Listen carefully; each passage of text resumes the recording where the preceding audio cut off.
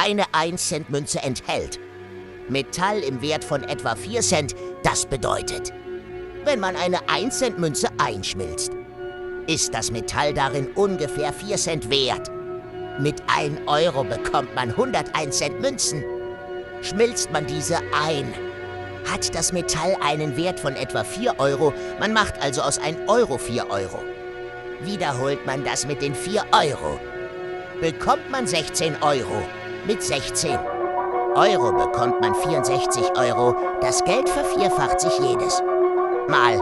Wenn man das 10-mal wiederholt, könnte man über 1 Million Euro erhalten und dazu lebenslang staatlich versichert sein.